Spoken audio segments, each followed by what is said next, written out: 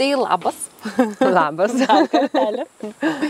Tai labai smagu, kad čia susitikom. Iš tikrųjų, tuo, kuo įsikvėpiau, aš labai tikiu, kad ir įsikvėptų labai daug žmonių būtent šitą vietą. Tai ir pasirinkom šiai dienai netradicinę vietą, bet turbūt geresnės nėra parodyti tai, apie ką kalbam. Tai pirmiausia, iš tikrųjų, manau, reikėtų papasakot, apie ką čia viskas ir kaip gimė visa idėja. Nu tai aš irgi tada pasakysiu, ačiū tau, kad pasirinkai šitą vietą atvažiuoti. Man labai faina, kad turiu galimybę parodyti erdvę. Reiktų pasakyti, kaip vadinasi gal. Dar ir kaip vadinasi. Bus parašyta didelėm raidėm, bet dar pasakom. Bet, jo, vis tiek tai yra Žvaigždžių slėnis. Ko gero, taip įsivaizduoju, jeigu būčiau klausyta, iš karto pagalvočiau, gerai, kur? Tai iš karto galiu pasakyti, kad nereiktų viso podcast'o klausytis iki galo, maždaug apie valandą kelio tiek nuo Vilniaus, tiek nuo Kauno. Ir ta valanda, žinokit, visiškai neprailgsta, nes gražus kelias iki čia važiuoti. Bent jau iš Vilniaus važiuojant turėtų matyti gražų kelią. Tai va, tai ačiū ir smagu, kad mes čia, o ne studijai kažkur tai. Nes man čia irgi geriausia būti ir geriausia būti būtent šitoj vietoj konkrečiai. Nes aš sakau, būtent nuo šitos vietos viskas ir prasidėjo. Čia yra tas įsimylėjimo taškas į Žvaigždžių slėnį. O nuo ko prasidėjo apskritai? Nu, čia jau tada ilga gaunasi istorija. Nuo kurios vietos galvoju pradėti? Jūs tikrai pakarpykite, jeigu čia bus per daug kalbos. Ar dar nuo tos vietos, kai su vyru susipažinom ir atsikraustėm į kaimą, ar šitą dalį praleisti? Nepraleidžiam, šitą gerą dalis. Oi, jo, verta atskiros istorijos. Nu, žodžiu, mes su vyru šiaip pažįstame esam nuo mokyklos laikų. Ir mokykloje mes taip pat draugavom su juo, po mokyklos mes buvom išsiskyrę, 8 metus nesimatėm. Jis išvažiavo į užsienį, aš išvažiavau į Vilnių. Sakiau, kad tikrai į kaimą gyventi neplanuoju, negrįšiu. Kokie jo buvo planai, aš nežinau, jis lyg ir planavo grįžti į kaimą, bet mes tiesiog nebendravom. Tai po 8 metų mes, kai susitikom kaime, šitam pačiam kaime, kur yra įsikūręs slėnis, vyras sakė, kad jis tikrai negyvens Vilniui. Bet vis dėlto mes išsikraustėm gyventi Vilnių, nes labai greitai po 8 metų susitikimo mes pradėjom vėl kartu gyventi, išsikraustėm į Vilnių, pagyvenom Vilniui ir paskui grįžom finale į tą patį kaimą. Tai žodžiu, jisai padarė tai, ko jisai sakė niekada nedarys, aš padariau tai, ką aš sakiau, kad niekada nedarys ir galiausiai atsidūrėm šitam kaime. Gyvenam kaime, turim darbus, po kurio laiko aš nusprendžiu išeiti iš darbo, dirbau Vilniui, visai gerom sąlygom. Galėjau važinėti 2-3 kartus į savaitę į Vilnių, likusį laiką dirbti namie kaime. Tai tikrai buvo patogios sąlygos, bet jutau, kad jau nebe tas. Vėl krypstam į sąmoningumo temą, ne? Neišvengiamai. Bet jutau, kad jau nebe tas ir aš tikiu, kad nemažai žmonių atsiduria ties tokia savotiška bedugnės riba, kada tu nežinai, ką daryti, kada daryti tą patį nebegali, o daryti kažką kito nesiryžti. Arba išeities nematai. Tai šitą temą buvo labai irgi sudėtinga ir skausminga, bet, žodžiu, praėjom ir tą kelią ir atėjo momentas, kada pradėjom galvoti apie tai gerai, o tai kągi vis dėlto tam kaime veikti. Ir kadangi aš pati, kaip pasakyti, aš ir miesto ragavus, ir kaimo ragavus, o miesto ragavus dar ne tik kad Vilniaus, bet aš pati kilusi iš Rygos esu. Aš kažkaip labai pajutau didelę vertę to, ką duoda gamta. Ir, žinai, labai dažnai, kai tu gyveni nuolat, tame tu nesupranti to. Nu, pavyzdžiui, mano vyras pačioje pradžioje nematė, kas tame tokio ypatingo toje gamtoje. O aš gamtoje labai daug radau. Aš ir patirčių įvairių turėjau, ir suvokimų įvairių turėjau dar ir iki slėnio. Ir man gamta pasidarė toks, kaip kažkam meditacija, taip man atrodo, gamta gali tau duoti labai daug atsakymų. Ir kilo noras, kad sukurti kažkokią erdvę gamtoje, į kurią galėtų atvažiuoti miesto žmonės, pavargę nuo skubėjimo, nuo šurmulio. Žodžiu, atsijungimai tokiam. Mane įkvėpė Švedijoje ir Suomijoje, bijau sumeluoti, yra pastatyti tokie stikliniai iglų nameliai. Visi iš stiklo, viduje ten įrengta lova, berods užuolaidos išsitraukia ir jų paskirtis yra stebėti šiaurės pašvaistis. Man taip gražu, galvoju, atvažiuoji savo, žinai, ir stebi šiaurės pašvaistis. Pas mus nėra tokių šiaurės pašvaisčių, bet kaip būtų faina stebėti žvaigždės, pavyzdžiui. Ir tau galvos nesninga, nelyja. Pradėjom ieškoti minčių, kas tai galėtų būti, dar žemės neturim, vis dar ieškom, visokių ten variantų buvo ir galiausiai vyras pasiūlo man, sako, važiuojam į vieną vietą, kur mes vaikystėje arklius varydavom girdyti prie upės. Jis pasirodė netoli, sąlyginai gyveno nuo tos vietos, čia kilometrų turbūt net nėra. Buvo vasario mėnuo, tai vadinasi, jokia gamta nežaliuoja, visi medžiai pilki, debesis dangus irgi pilkas. Ir atvažiuojame mes į šitą vietą, dėl ko sakau, kad man mieliausia yra. Ir aš pažvelgiu tą tolį ten, nežinau, ar kamerai tai matysis, kai lapų nėra, viskas, sakau, plika, pilka. Ir sakau vyrui, sakau, žinok, viskas. Sakau, arba čia, arba daugiau galim nebeieškoti nieko. Tiesiog jokios kitos vietos. Nebematau jokios kitos vietos. O realiai tai nieko nežinom. Nei ar jinai parduodama, ar jinai iš vis kokio dydžio tas plotas. O tiesiog atsistoju šiandien to šlaito. Buvo tas absoliutus vienareikšmiškas jausmas, kad tai yra ta vieta. Nei ką mes su ją darysim, galų gale net nežinojom. Na ir ką, ir per 2 mėnesius pavyko tą žemę įsigyti. Nu, tai jau ten vėl atskira istorija, kaip kas ir kodėl, bet žodžiu viskas labai sklandžiai ir gražiai praėjo. Nusipirkam ir pradėjom galvoti, ką darom. Vaikštam su drauge, teisingiau su kita šeima Slėnio Paupiu, kažką kalbamės, apžiūrinėjom erdvę. Ir labai gerai girdžiu vyrus šnekančius. Sakau, žinai, aš labai sakau, faina akustika. Būtų faina kažką tai čia tokios organizuoti su garsu. O esu dalyvavus vieną kartą gongų naktyse, per naktį vienuolyne. Taip pat juokai sakau, va draugam, žinai, gongų naktis gamtoj, nuo ko ne. Pasiskambinu vienam žinomam Lietuvos grojėjui gongų. Sakau, va kiek kainuotų draugų kompanijai 15 kokių žmonių suorganizuoti gongų naktis. O jis man iš karto sako, tu kodėl draugų kompanijų, tu daryk renginį. Kaip renginį? Aš gyvenime nedarius jokio renginio, nu apie ką, ne, o jos, kaip jos surinkti, milijonas klausimų, man atrodo, pas pačią dabar panašiai tiek klausimų kyla, organizuojant stovyklą, ne? Tai va, tai kur statyti, kaip, po kuo statysim galų gale, nes taigi net neturim po kuo pastatyti tos gongus. Man nesiparinko, čia buvo birželio, man atrodo, pradžia. Pagalvok datą, skelbk ir darom. Paskambinau tik paklaus, kaip draugamo, sėdžiu, supranti, rankos kojos dreba vien nuo minties. Bet sugalvojau, o gal? Nu, gal pabandom. Skelbiam datą, rugpjūčio 1 savaitgalis. Nusiperkam tokios žvaigždės formos pavėsinės. Tokias keistokas. Bet galvojam, kažką vis tiek reikia turėti. Nusiperkam tas pavėsinės. Dargi gongų nakties suorganizuojam mūsų veidoskaitininkų sąskridį, nes aš pati veidoskaitą užsiminėjau. Tai suorganizuojam mūsų sąskridį, pasižiūrim, kad laiko, normaliai, pavėsis, viskas labai gerai, gongų naktim bus gerai. Ir iš tikrųjų tie metai, kada mes organizavom gongų naktis, buvo tokie dėkingi. Aš galvoju, kad pati gamta mums parodė, kaip čia to pasakyti, pačias gražiausias savo galimybės, ką mes galim gauti, neišgąsdino iš karto. Nes kitais metais mus labai stipriai išgąsdino. Ir mes tada galvom, jeigu tai būtų be 1 metais, mes nebūtume darę toliau nieko. Tai 1 metais tai mus apdovanojo tiesiog nuostabiai, labai fainų orų, be proto giedrų dangum. Apie žvaigždės aš tau nemoku apsakyti, dėl ko žvaigždžių slėnis, nes, supranti, 30 km spindulių čia nei vieno miesto didelio nėra. Ir to dangaus neaptemdo jokio šviesos. Tu čia pamatai, aš tokį dangų esu mačiusi Afrikos dykumoje. Tik tai ten žvaigždės kitokios buvo, dabar kitas žvaigždynas. Bet aš turiu minty, tas giedrumas, tas kiekis, kad atrodo, kad žvaigždžių daugiau negu paties dangaus. Ten visi buvo įsimylėję. Ką? Buvo pirmas renginys, sakom, visai faina kryptis. Bandom tą linkme ir judėti.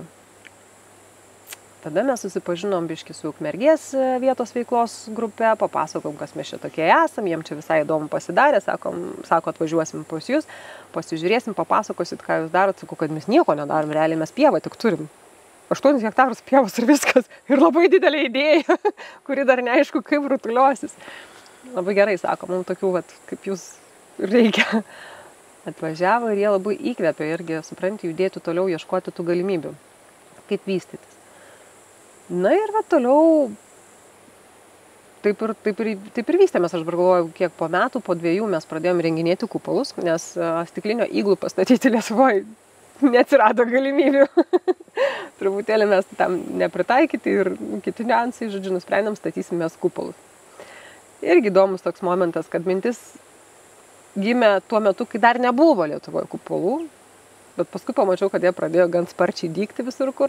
Ir vyrus sakau, pavėlavom, Aš tuo metu, kai galvojau, jau kažkas statė. Arba galbūt greičiausiai čia jau eterėje pildėsi, žinai, šitą informaciją, nes dar prieš metus skambinausi kažkam klausti apie kupolus, tai čia dar taip stebėjusi, kad, dar nelabai čia ko Lietuvoje yra, o jau po metų jau žiūrėk, jau suprantu, sakau, grinai, matomai, nežinau, visata diktuoja, kad reikia žmonėm kažkokių tai tokių erdvių, plus tie, kas domisi, sakykime, sakrale geometrija, tai teigia, kad pats kupolas, jisai turi savyje tos, kaip čia pasakyti, jis savyje tarsi akumuliuoja energiją, jis turi savyje dar tam tikras specifinės savybės, tai neveltui, pavyzdžiui, Merkinės piramidė yra irgi dengta kupolų, nes, tarsi sutraukia tą energiją. Ir jame būti yra faina. Tai va, tai ir taip palengva judėjom ir kilo klausimas, tai gerai, tai kaip mes pavadinom tą erdvę, kas čia yra. Pradžiai buvo mintis harmoningo poilsio erdvė, kažkas tokio. Galiausiai priėjom prie to, kad čia tokia savotiška tarsi gamtos terapijos erdvė. Nes pati gamta tave tarsi, tau nieko nereikia daryti, jinai jau tave čia veikia. Pati atvažiuoju ir sakai, viskas, man jau nieko nebereikia, ne? Žvaigždžių slėnis. Slėnis, tai kodėl? Todėl, kad visas reljefas jis yra apie slėnį ir kažkas čia manęs klausia irgi sako, ar čia tikrai slėnis, ar čia tiesiog šiaip pasakytas slėnis, nes yra kokia nors lyguma didelė ir pasako slėnis. Kiek mano žinios leidžia suprasti, kad čia vis dėlto ir reljefas yra slėnis, kad žvaigždžių tai tiesiog, supranti, ir palapinės, ir žvaigždėtas dangus, ir galvoju, viskas taip, apie žvaigždės sukasi, va taip gausi žvaigždžių slėnis. Nors buvo klausimų tokių, ar tai reiškia, kad pas jūs tik žvaigždės ilsėtis gali. sakau, tam tikrą prasme jo, žinai, iš tikrųjų gali čia ilsėtis tik tai žvaigždės, bet esmė tame, kad mes ir norime, kad kiekvienas atvykęs šio žmogus suprastų savo asmeninę tą žvaigždę, kuo jis yra savo gyvenimo žvaigždė. Tai mes kalbam apie tai, kad žvaigždžių slėnis yra ne tik poilsis kupoluose arba čia glampingė ant tos terasos, kamera nerodo, bet už kameros stovi labai graži didelė palapinė, joje yra 2 metrų skersmens apvali lova ir jūs galite tiesiog atsikėlę ryte grožėtis šito vaizdu, bet tai ne tik apie tai. Visa erdvė dar turi didelę savo viziją apskritai sukurti tokią, šiandien gerai pasakė draugės, poilsio centras. Mes sakom emocinio, psichologinio sveikatinimo ir poilsio centras. Tai yra, čia turės atsirasti daugiau veiklų, galimybės atvažiuoti, būti, ilsėtis gamtoje. Atrodytų, bet kur gali nuvažiuoti, ar ne? Bet mes laikomės tos truputėlį kitos filosofijos, vadinamos Albertis filosofijos, tai reiškia blaivaus poilsio apskritai. Tai siekime, kad jeigu čia atvažiuoja ypatingai šeimos su vaikais, kad tai būtų saugi aplinka, tokia ganėtinai rami, kiek tai yra įmanoma su vaikais, bet vis tiek, ta aplinka, kurioje visi gali jaustis saugiai turbūt vienas iš pagrindinių dalykų ir su pagarba į tą pačią gamtą, su meile gamtai, leisti laiką joje. Ir tarkim, vienas iš mūsų renginių, kurį mes organizuojam, šeimos piknikas, jau šią vasarą 3 metai buvo. Man labai patiko, kaip žmonės, žinai, atsiliepia apie jį.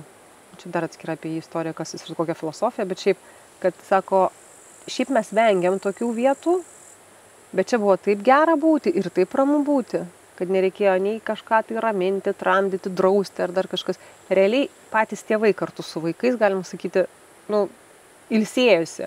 Kad suprastum teisingai, tai kai tu išeini su vaiku kažkur tai kokią nors miesto šventę, tai yra džiaugsmas vaikam, bet ne tėvam. Nes tėvam tai yra dažniausiai piniginė ir to negalima, čia nebegalima, čia ribojam, čia baigėsi laikas. Ir toks grįžti namo, gerai atlikau pareigas. O mes siekiam biškį kitokio. Ir man labai džiugu, kad pavyko, panašu, kad pavyko tą padaryti. Bet aš labai daug šneku, tu turbūt nori paklausti kurs. Ne, labai viskas gerai, dėliaus man nieko net klausti nereikia. Viskas chronologinė seka. Man tik tas momentas, šiaip pagalvojau dar apie tą momentą, kai mes kalbėjom, kad darysim podcastą, kai aš pasiūliau tiksliau tą daryti podcastą. Ir tu sakai, taigi aš net ne menininkė. Bet man atrodo, čia vienas didžiausių manų, čia tas kurti apskritai erdvę tokiems žmonėms jau yra menas. O menas pamatyti to, žinai, tuščioj pievoj su dar medžiais be lapų ir taip niukai-niuru viskas aplinkui, tai čia jau yra menas, įsivaizduoti, kaip viskas gali būti. Taip, mūza matyti ten tikrai buvo labai stipri tuo metu. Ir jau kalbant apie tai, buvo atvažiavusi čia tokia, buvo toks vykdomas tarp regioninis projektas, ir buvo atvažiavus nemenka delegacija, aš jos pavedžiojau po visą tą teritoriją, tai tu ją žinai, ten tas nuokalniai, kalnai, nu žodžiu, praėjome visą tą erdvę, o nebuvo realiai nieko, nei terasos, nei kupolų, pieva, žinai, ir aš vidury pievos jiem pasakoju visas tas savo idėjas, vizijas, žinai, ir jie klausosi, tokie susižavėję patys, žinai, atrodo gyvi tiesiog tą energiją, ir pabaigoje sako, nu fantastika, kaip nerealiai jūs čia sugalvojate, aš tik neįsivaizduoju, kada jūs tai padarysit. Ir va tas suvokimas, kad ta vizija atrodo pati didesnė už galimybės pačių, bet kokias, tai prasme, galimybės, aš net galbūt ten fizinės, energetinės, turint mintį, kad slėnį nusipirkom, kai turėjau su sūnų metukų. Ir jau turint slėnį, dukrytė gimė. Ir, pavyzdžiui, antra gongų naktis vyko, kai jai buvo 2 mėnesiai. Ir jinai buvo visą savaitgalį tą gongų naktis, nuo penktadienį iki sekmadienį. Man prakabėjo visą laiką to sterbliai, nešiokliai. Ir tą visą savaitgalį prapylė lietus. Dėl ko aš susakau, kad jeigu pirmą savaitgalį būtų taip, kaip buvo antrais metais, tai yra pirmais metais, jeigu būtų taip pat kaip antrais metais, mes būtume nieko greičiausiai nebedarę. Bet mes tiek įkvėpti to pirmojo karto, rodos galvojam, supratom, tiesiog žinom, ką reikia taisyti. Nu, kaip reikia ruoštis.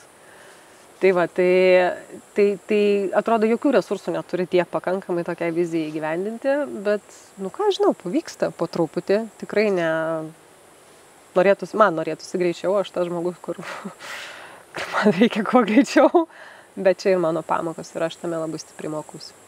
Leisti dalykam judėti, va taip, step by step. O norisi va taip. Taip, visada norisi taip, bet man atrodo labai visas procesas ir, žinai, tas gamtoj negali vykti labai staigiai, atrodo. Man atrodo, čia viskas taip po truputį susilieja, įsilieja ir man ta palapinė, pavyzdžiui, neatrodo, kad tiesiog čia turi būti. Nu, toksai, kur atrodo, niekas nėra neprigyja prie pačios gamtos. Slėnis iš vis apskritai yra, nežinau, stebuklingas. Tikrai stebuklingas, jisai, mėgstu išsakyti, yra atskiras organizmas. Šiandien taip pakalbėjom su draugiam, kad visai realu, kad čia, žinok, šiuo pat metu vyksta dar kažkoks tai paralelinis alternatyvus gyvenimas. Nes nuo pat pradžių slėnio nevyko viskas tiesiog taip, kaip mes norim. Ir kažkurioje vietoje reikėjo pripažinti, kad, žinok, blemba ne visai mūsų norai čia groja. Yra dar kažkokie tarsi kiti norai. Nu, pavyzdžiui, vienas iš tokių pavyzdžių, man toksai buvo vienas kertinių, žinai, mes čia, sakom, čia pjausim, čia valysim, čia šmuks, čia šnai, čia, žodžiu. Pasiskambinam vienai įmoniai, kuri turėjo nuvalymą užsiminėję medžių miškų.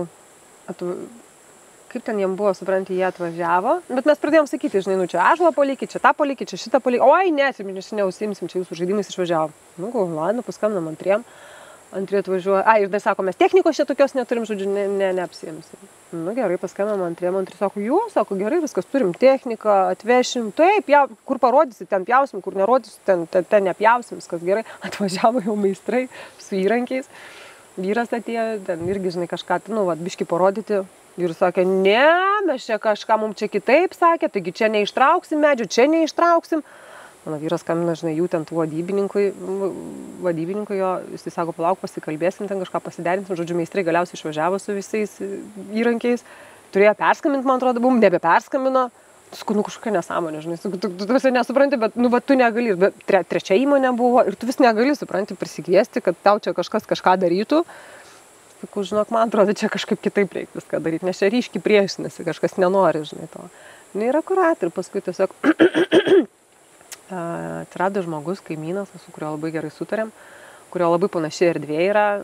Ir jis supranti, kaip pasakyti, su meilė jai, jis pats ją prižiūri savo erdvę irgi didelę, geni ten, medelius, žinai, pažiūri, kur reikia, nu žodžiu, visą aplinką. Ir mes pasiūlėm, sakom, gal tu norėtum ir pas mus? Jis sako, jo, sako, ką aš galiu, aš turiu laiko. Ir man buvo taip nuostabu, gražu žiūrėti, kaip jisai realiai kiekvieną tą medelį saugojo. Ten, kurio jau tikrai nereikia, tą patraukė, tom, kuriam reikia, biški šaka, žinai, apgenį, ir jisai parką sukūrė, jisai neėjo su tokiu, žinai, noru viską tiesiog raut. Jisai kūrė grožį. Aš sakau, va, ko jisai nori, supranti, jisai kaip moteris, nori, kad jį pašukuotų, galiukus pakirptų, o ne, kad plikai nuskuto ir viskas. Pavyzdžiui, kitas ten atvejis buvo, išvirtęs ąžuolas buvo, reikėjo jį ištraukti. Traukė. Klausiu, atvažiuoju, žinai, pasižiūrėti, kaip sekasi, klausiu, kaip sekasi. Tai vyras sako, ne vyras, žmogus, kuris traukia, sako, bet tokioje pekloje, sako, dar nesu buvęs, tai prisireiškia, sako, visur esu buvęs, bet tokioje pekloje, bet nesu dar buvęs. Sakau savo vyrui, sako, slėnio atsiklausiai, paglostėjai. Nu, žodžiu, ten pasigavosi, kad toj technikoje gedo tai, kas šiaip negenda niekada, nu, ta prasme, sako, dar tikrai dar taip nėra buvę. Nu, tai aš po slėnį pasivaikščiau, bišk nepyk, čia truputėlį tai ištraukstant, supranti, kaip šašą kokį nereikalingą ir vėl viskas bus gerai, ir užbaigė atintą ąžuolą traukti. Tai man patinka tos legendos tokios kurt, su juo, supranti, kaip su gyvu, nu, kaip su gyvu organizmu bendrauti. Būna, pavyzdžiui, jauti visišką pasimetimą, nebežinai ką daryti. Ateini, pasivaikšti po slėnį, paburbi.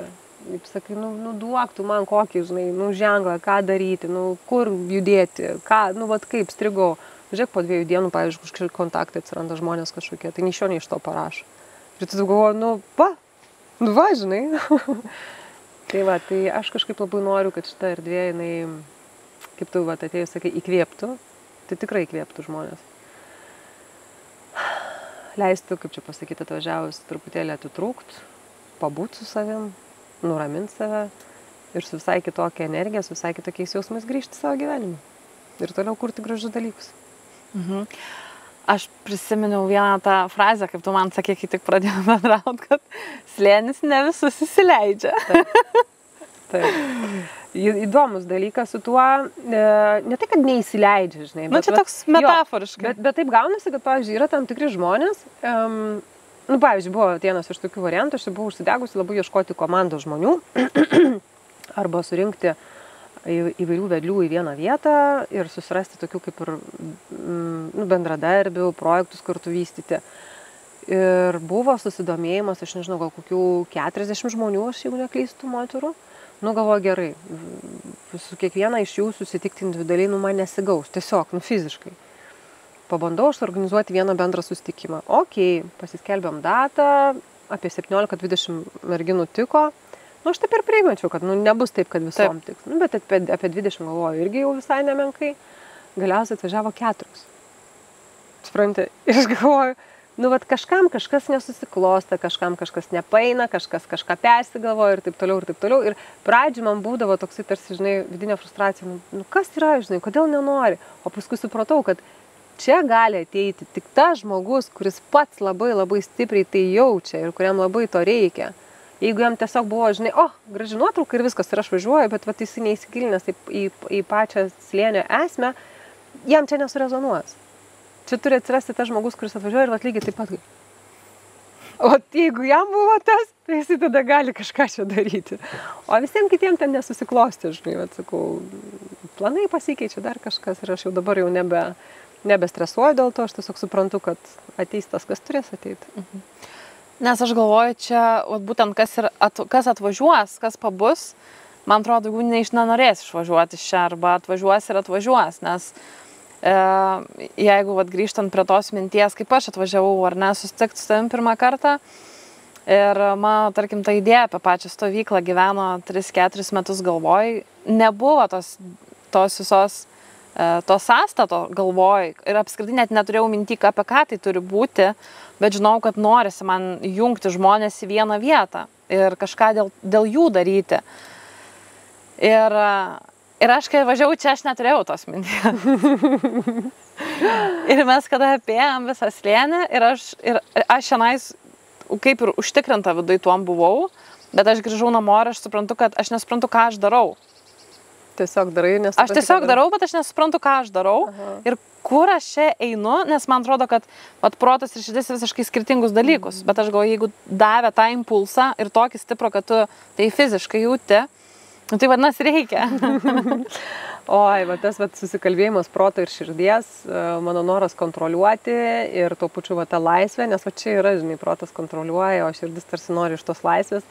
Tai labai žinau, kas tai yra, žinau, kaip tai yra sudėtinga, bet nesutiksiu su tuo, kad visi įsimyli. Žinok, ne. Tai va čia kaip ir įsileidžia ne kiekvieną, tai va čia ir yra, kad tas, kuris faktas, aš pilnai tikiu, kad ne kiekvienas įsimylė. Man vienas buvo tokių labiausiai šokiruojančių, tais pirmais metais po Gongų nakties atsiliepimų, ne tai, kad šokiruojančių, bet aš jį iki šiol atsimenu, bet dabar jau labai ramiai reaguoju. Tai trumpa priešistorė, žinai, tam, kad suprasti, slėnis buvo turbūt, aš nežinau kiek, bet kokių 50 metų ko gero apleistas. Nu, jeigu ne 50, tai kokių 30 metų. Tikrai, kai kolūkis baigėsi, man atrodo, ten apačioje liktai dar, tais laikais gal dar kažką veikia, bet jau kai kolūkis baigėsi, tai jau tikrai nieko. Tai ten buvo, nu, visiškas laukas, užleistas, gervuogynai, nu, ten tai baisu. Ir mes visą tai bandėm iššienauti. Ir, nu, aišku, kad pirmais metais tu dar neturi tos minkštos žolės, žinai. Ir kai paskui gauni tokius atsiliepimus, kad, nu, žolė buvo per aštri kojom. Ir, pavyzdžiui, upiai žolė trukdė, o mes literaliai ravėjom su draugė upę.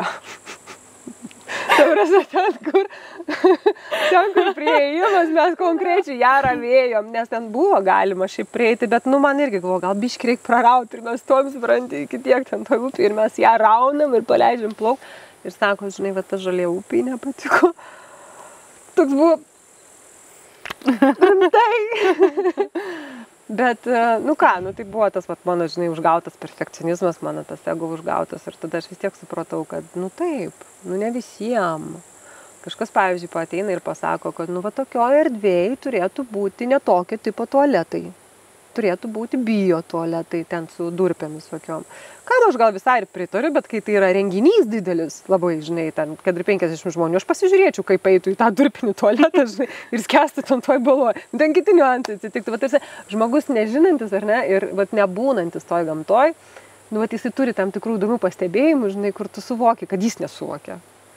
Arba kažkas tai vat, buvo irgi čia atvažiavęs ir pradėjo mums pasakoti apie tai, nu, bet jau jūs čia tik tai nepradėkit pjaut medžių gerai, nu, maždaug išlaikykit gamtą, nes štai pasižiūrėkit, koks gražus vaizdas. Nu, o tu bent supranti, kad tam, kad šitas gražus vaizdas buvo, čia reikėjo iš tikrųjų biškių krūmus išrauti. Nu, tiesiog elementariai, nes jeigu būtų va, toks vaizdas, tai tu net neprieitum ir net nematytum. Tai va, tai tas toksai, žinai, pseudo gamtos gynimas, kur tu tarsi va, už kiekvieną tą žolę, bet tu pats net neįeisi į tą žolę, nes va, tau, matai, per aštri ten upė ar dar kažkas, tai, nu, jinai reikalauja tam tikro prieimo, priežiūros. Be abejo, mes čia viską iš esmės stengiamės saugoti, labai daug laiko savo atiduodam, kad kuo maksimaliai natūralesnė būtų, va, tie takai, apie kuriuos esam padarę. Neatrodo, atrodytų, nu, kas šiaip, va, prašienavai taką ir viskas. 3 metų reikėjo, kad tu galėtum taip padaryti, kad tai atrodytų tau kaip žalias kilimas, o aplinkui tave laukinė pieva augant. Tai va, tai mes labai stengiamės tą visą grožį išlaikyti, bet ne visi įsimyli, ne. Jie, kam, žinai, labai neutralūs yra tiem klausimam. Ir neturi mylėti, absoliučiai. Man, sakau, toksai, kur išskirtinumas yra šitos vietos, kažkoks toks, kaip ir sakei, toks legendų to apipintas. Toks tai, magiškas, va, žodis, magiškas tinka labai. Tai vat, man dabar labai patiko, per Mindauginės buvom, čia šaliagi yra mūsų kaimo piliakalnis ir prie jo yra informacinė lenta, žinai, pasiskaičiau, o pasirodo, nu, čia porą šimtų metrų tas piliakalnis. O pasirodant to piliakalnio yra legenda, kad rinkosi raganų, supranti, ten jų sąskrydžiai buvo kažkokie galbūt ten aukojimai ir panašiai. O mes, kai nusipirkom slėnius, supranti, aš vaikštau, aš dar mėgdavau neurografiką užsiimti, ten toks specifinis paišymas, vėlgi su savim, žinai, užsiimti. Ir man mintyse ten kažkokias vaidilutės šokančios, žinai. Ir aš paskui savo vyrui sakau, žinok, čia sakau, ne šiaip savo. Čia sakau, žinok, kažkas buvo tais laikais, garantuotai, žinai, čia sakau, man vaidilutės kažkokios šokančios yra. Tai vat mes vis ir pajuokaujam, kad čia yra tų vaidilučių. O paskui, kai paskaičiau, žinai, tą legendą apie tas laumes, nu, akurat, nu, čia, nu, tikrai pati erdvė ir dar kažkas buvo atvažiavęs, sakė, kad vat tokios erdvės, kada tai yra lankos, kada tai yra slėniai, kalvos viršui, nu, jos būdavo tam tikrų apeigų galimai vietos. Tai, nu, žinai, dar labiau magijos daugiau duoda. Pati matai, kiek čia tų ąžuolų yra. Tai, nu, toks jisai turi savyje labai stiprią energiją. Labai. Tai mes gal dar prieikim prie to, kad tiem, kas klausys, būtų labai aišku, ką galima jūsų, kokios galimybės nakvynės apsistojimo arba, sakykime, kokios galimybės kažkokiems suėjimam, ar ne, išsinuomoti erdvę, ar ne, būti joje. Tai vat gal taip trumpai apie tai pasišnekam. Gerai, jo, tai trumpai papasakosiu, kad nepaisant to, kad ta vizija dar jinai yra ir jinai dar kuriama, bet šiuo metu, kas jau yra įmanoma, tai be abejo atvažiuoti pailsėti tiesiog individualiai. Tai yra įrenginėjami 4 kupolai ir tie kupolai taip pat su savo mintim, jie atspindi 4 stichijas. Tai yra žemė, ugnį, vandenį ir orą. Tai reiškia, kad kiekvienas kupolas įrengtas būtent pagal tą stichiją. Tai šiuo metu veikiantis yra vienas, mes labai stipriai neforsuojam visų 4 įrengti, tiesiog vienas paskui kitą, tai vat vienas jau yra įrengtas, tai yra žemės stichija ir mes labai tikim, kad labai reikia to jausmo žmonėm, to tokio, žinai, įsižeminimo, to tokio tvirto pagrindo po kojom, jutimo, minčių, sakykime, tokių aiškesnių, žinai, tai vat kažkaip tas kupolas, tikim, jisai duoda tą tokį jaukumą, globą, gausos jausmą, žinai, nu, toks kaip, žinai, kaip apglėbtas, man jame, vat, bent jau būna, tai jautiesi tarsi toks apsuptas, žinai, tos vat žemės visos. Tai va, tai yra galimybė atvykti į kupolą, tai yra su patogumais, vietos ten užtenka šeimai, sakykime, 2 suaugę, 2 vaikai. Virtuvėlė, tualetas. Kitas variantas tai yra glampingo palapinė, tai va čia ant šitos terasos su šituo vaizdu privati erdvė. Palapinėje, minėjau, yra didelė lova, yra būtini įrankiai, galimybė gamintis maistą ant dujinio grilio arba ant malkinės pasikepti kažką, tai žodžiu, iešmai, malkos, visą tai yra duodama. Toliau yra galimybė atvykti į mūsų organizuojamus renginius. Tai pavyzdžiui, jau tradiciškai šeimos piknikas yra nemokamas renginys visoms absoliučiai šeimoms be apribojimų ir visos veiklos, kurios jame vyksta, taip pat yra visiškai nemokamos.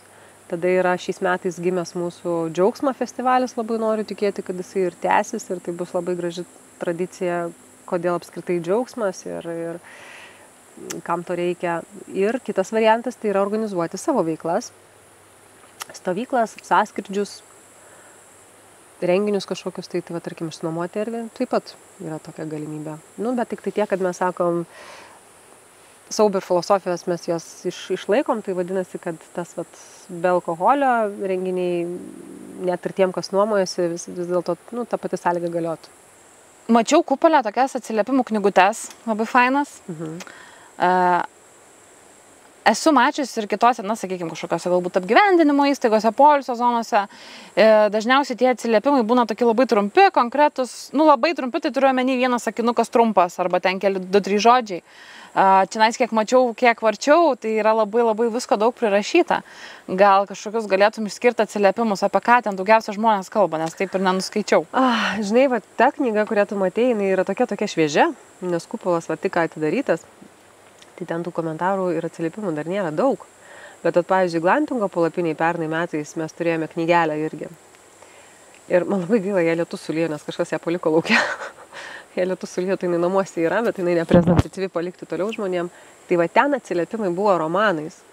Ir aš tikrai galvoju, žinai, žmonės nerašo tokių atsiliepimų. Ir beveik visi, žinok, nu aš sakyčiau, kokių 90% lankytojų rašė tos savo pojūčius, tai ką jie išgyvena, žinai, ir vat man galvoju, vat tai man buvo kažkoks toks wow, nes jeigu tu pasiryžai rašyti ranka ir dar daug, o ne tiesiog ačiū už labai fainą poilsį, tai vadinasi, tai tikrai buvo kažkas tokio. Tai apie kupolą dar labai daug nėra ką pasakyti, nes tikrai ten dėkoja už gamtą, už tą vat galimybę irgi atsiriboti. Mane labiausiai įkvėpė turbūt va tie palapinės atsiliepimai, kur vienas iš jų, pavyzdžiui, buvo apie upę. Tai dabar irgi girdi, kaip jinai šniokščia. Kažkas rašė, kad sako, sėdėdamas čia, jaučiausi, lyg sėdėčiau jūros pajūryje. Tarsi man vat jūra oštų. Kažkas tai ten labai vaizdžiai rašė apie tai, kad paukščiukas čiuožinėjo lyg nuo čiuožyklos, supranti, šitoj palapinėj. Nu, nes įsivaizduoju, tu miegi. Ir ten atsisėda, žinai, nu, ir ten čiaužo savo matytas į paukštelis. Tai visi, jie stebi, supranti? Toks pajuokavimas su skrusdėlėm kalbėtis pradeda. Tai va, jie pradeda stebėti, va čia yra esminis momentas, nes net ir pačios gamtos terapijos arba miško maudynių esmė irgi stebėti saulės spindulį lapuose, matyti ten vėjo šnabždesį, žinai, ir taip toliau, negirdėti, o matyti vėjo šnabždesį. Tai va, ir čia tas pats, žinai, kad jie pastebi, jie girdi. Jie atkreipia dėmesį į tai. Tai vat man tai yra pats didžiausias toks džiaugsmas, kad jie ne tiesiog atvažiavo, pabuvo, patūstino gamtoj, o ne, jie sugebėjo ją patirti. Tai vat man šitie atsiliepimai labiausiai tokie, žinai, jautrus. Nes turbūt tas paveikia, kad paliečia ir sugrąžina gal net į vaikystę kitus. Tas toks Jo, vat apie vaikystę kalbant, mes irgi supratom tokį dalyką, kad čia, kas atvažiuoja, tai jie vaikystė, tie žmonės, jie turėjo vaikystį turėti arba kaimą, babą, arba jie bus kilę iš mažesnių miestelių kažkokių, tai kur dar kažkokie ūkiniai darbai buvo. Ir vienas iš paskutiniųjų pavyzdžių buvo, kur vaikščiau čia, rodžiau erdvę jaunai porai, apsistojo kupolė ir mes buvom šviežiai nupjovę žolę. Bet man, žinai, kažkaip aš tikrai nepagalvojau, kad tai yra tas jaunimas. Jis pakankamai tas šiuolaikiškas jaunimas, galvojau, gali būti čia tie, kuriem uodai, ten, žinai, dar kažkas. Tai ir eina vaikinukas, jis toks labai tylus buvo ir tik tiek tai ir tai pasakė, žinai, sako, ta žolės nupjautos kvapas, sako, taip vaikystė primena, kad mes šieną grėbdavom. Aš dar taip pasižiūrėjau, kiek tuo metu? Jis kokie 25, žinai, gal tu dar grėbi šieną?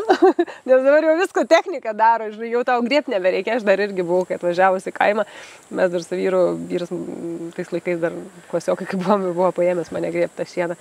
Ir mane taip pat tas sužavėjo, kad tu supranti, mes tiek įvažiavę į gyvenimo ritmą, tempą, technologijas, viskas, kad tik optimizuot, padėt, palengvint, o eina ir nostalgija jaučia nupjauto žolės kvapų, nes prisimena kaip šieną grėbė. Tai vat apie tą vaikystę šnekant. Taip, mes norim tam tikrą prasme sugrąžinti juos į vaikystę. Ypatingai tuos, kurie iš tos savo vaikystės išsigrūda į didmiesčius ir dabar tik tai vat juose.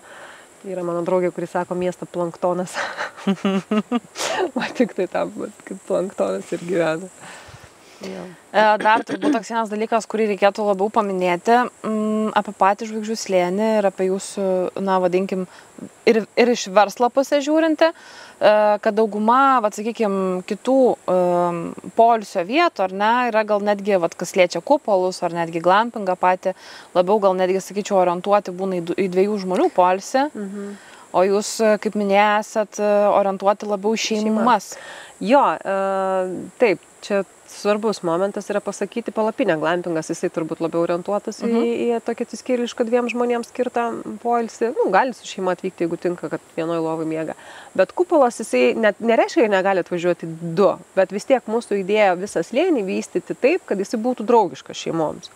Tai įprastai, žinai, jeigu tai yra vieta dviem, tai tu kažkaip tai ir įsivaizduoji, kad tai yra labiau labai atokiai vienas nuo kito namelis, kad ten jau privatumas maks, žinai, kad tu ten gali plikas išeiti galbūt į tą gamtą, ten vaikų nėra šalia krykštaujančių ir panašiai. Tai mes norim nešti tą žinutę, kad ne, mes tikrai laukiam ir porų, viskas gerai, bet turėkit mintį, kad mes esam draugiški šeimoms ir kad čia gali, žinai, ir tavo vaikas prabėgti ir tie atstumai gal nėra tokie super dideli, ten po kelius šimtus metrų vienas nuo kito. Tai tiesiog tą verta žinoti.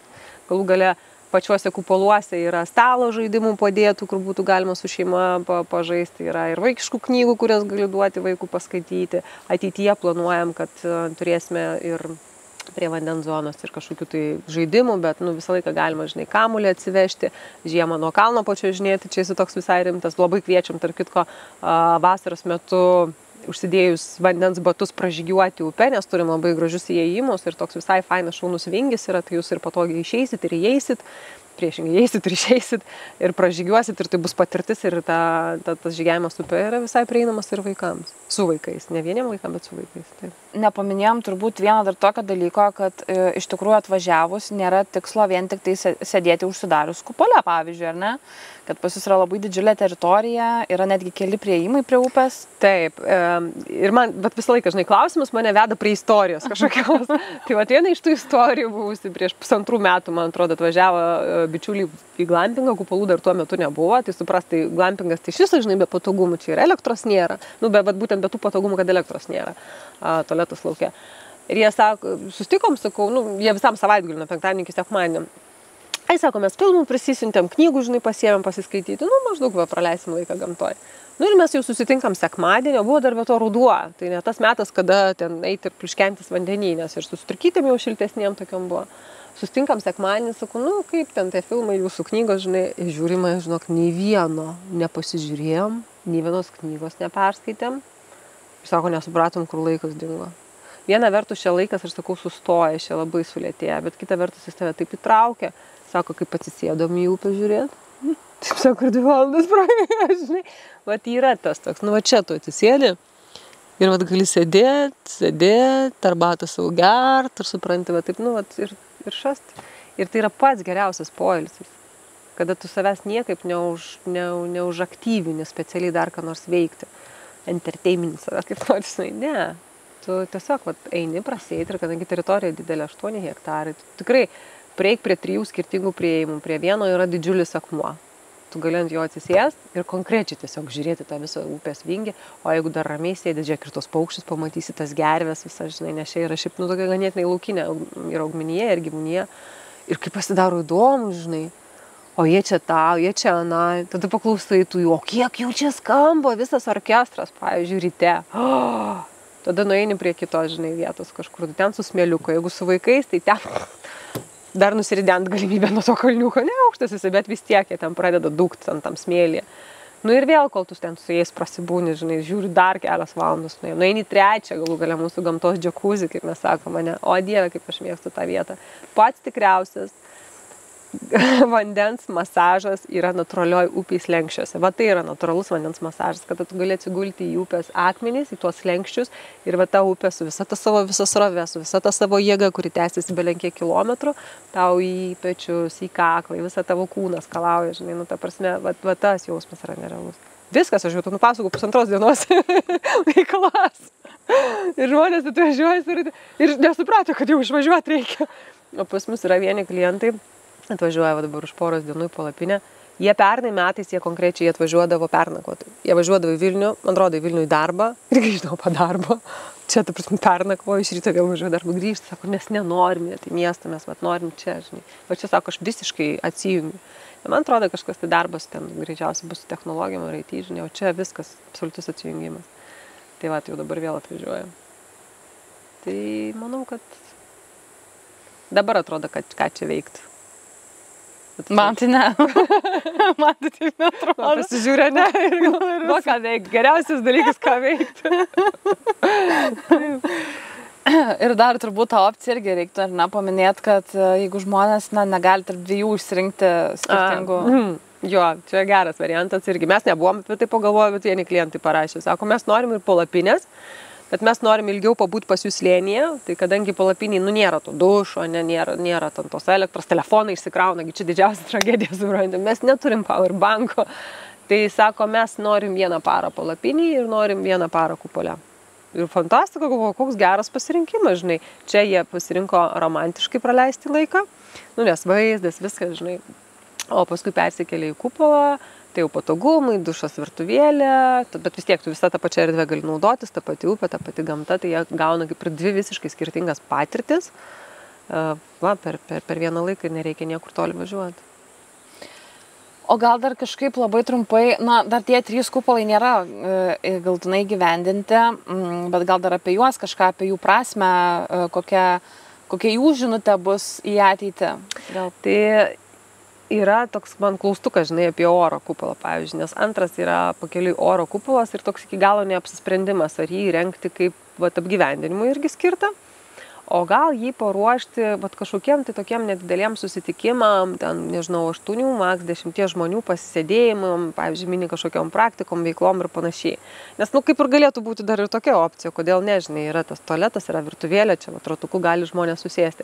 Plius jis yra apie orą, ar ne, apie lengvumą, tai apie tą tokį kažkas, kas tave išneša, tai atrodo visai taip, kaip ir rezonuotų. O kiti 2 yra vanduo ir ugnis.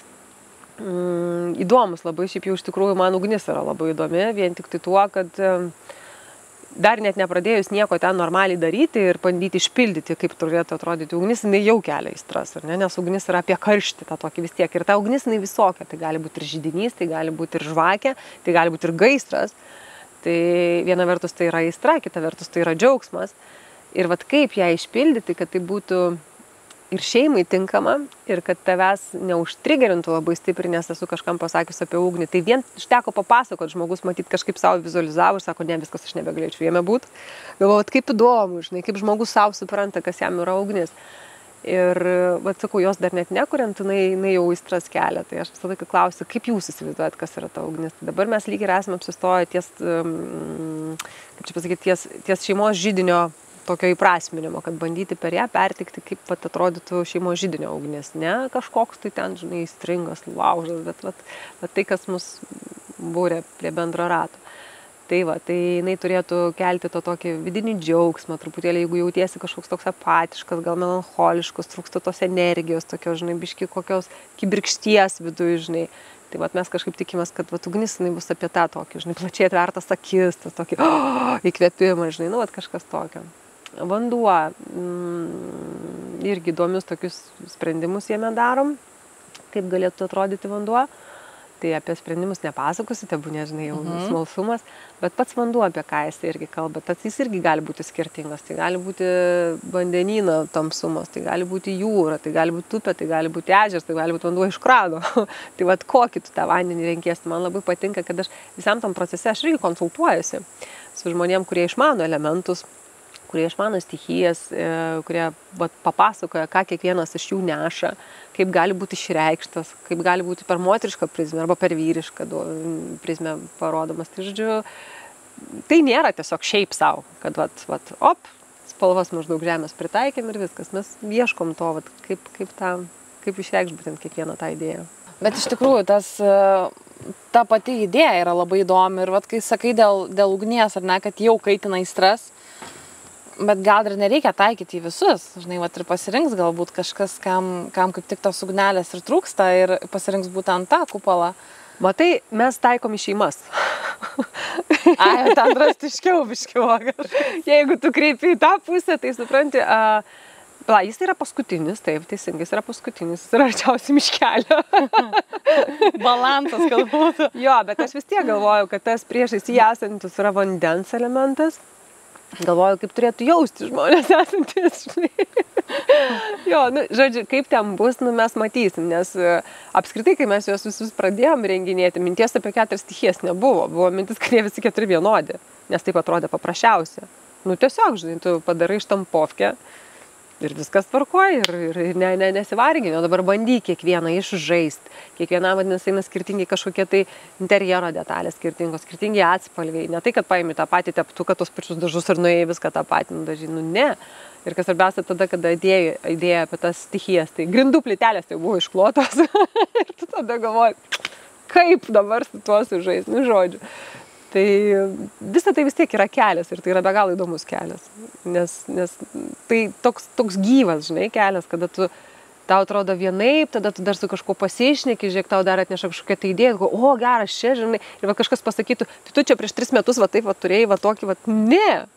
Jis nuolatos auga, jisai, žinai, kaip mažas vaikas, tu jį matai čia ir dabar, jis toks. Ką tu žinai, kas iš jo bus, medikas, fizikas, žinai, ar ten autoserviso koks nors darbuotojas. Tu gali linkėti, ko tik nori jam ir suplanuoti ateitį tam savo vaikui, kokią tik tu nori ir išleisk į mokyklą ir sumokėk už visus mokslus, bet jisai vis tiek, realiai savo klaidas padarys, savo kelią nueis. Taip ir čia, žinai, aš galiu prifantazuoti, ką nori, aš daugiau mažiau krypti tą matau, bet mane gali šast, pavyzdžiui, ir pakeisti kitą pusę ir, okei. Įdėsim taip. Tai labai linkiu, kad tas kelias eitų dar įdomesniais vingiais.